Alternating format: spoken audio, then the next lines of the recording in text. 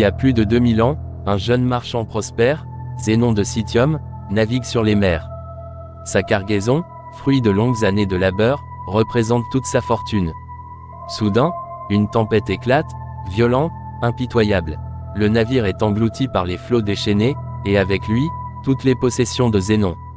Il échoue, seul, sur les rives d'Athènes, ruiné, désemparé. Pour beaucoup, ce serait la fin, le début d'une amertume sans fin.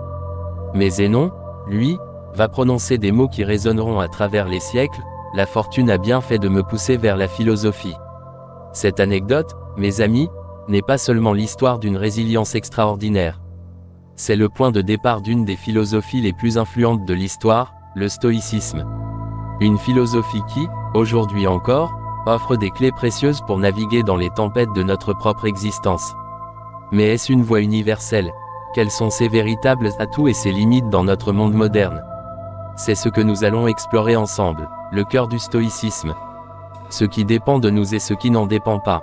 Au fondement du stoïcisme se trouve une distinction simple, mais révolutionnaire, celle entre ce qui dépend de nous et ce qui n'en dépend pas. Nos pensées, nos jugements, nos désirs, nos aversions, tout cela est sous notre contrôle. Le reste, la météo, les opinions des autres, la maladie, la mort, et même les tempêtes qui engloutissent nos navires échappent à notre emprise. La sagesse stoïcienne nous invite à concentrer notre énergie sur la première catégorie, et à accepter sereinement la seconde. Pourquoi cette philosophie antique connaît-elle un tel regain d'intérêt aujourd'hui? Les arguments en sa faveur sont nombreux et puissants. 1. La résilience émotionnelle. Le stoïcisme nous équipe pour faire face à l'adversité. En nous apprenant à ne pas nous laisser submerger par les événements extérieurs, il forge une force intérieure. Pensez à Marc Aurèle, empereur romain, écrivant ses pensées au milieu des guerres et des épidémies, cherchant non pas à changer le monde, mais à maîtriser sa propre réaction face à lui. C'est une invitation à transformer les obstacles en opportunités de croissance. 2. La clarté mentale et l'action efficace. En nous libérant des préoccupations inutiles, le stoïcisme nous permet de nous concentrer sur ce qui est essentiel. Il nous pousse à l'action vertueuse, à faire de notre mieux dans chaque situation, sans nous attacher aux résultats. C'est une philosophie de l'engagement, non de la passivité, où chaque acte est une occasion de pratiquer la sagesse, le courage, la justice et la tempérance. 3. La paix intérieure. En acceptant l'impermanence et l'incertitude de la vie, nous réduisons l'anxiété et la frustration. Le stoïcisme nous offre une sérénité face à l'inévitable, une tranquillité d'esprit qui ne dépend pas des caprices du destin. Argument contre les limites et critiques du stoïcisme. Cependant, comme toute philosophie, le stoïcisme n'est pas sans ses détracteurs et ses défis. Il est important d'en considérer les nuances.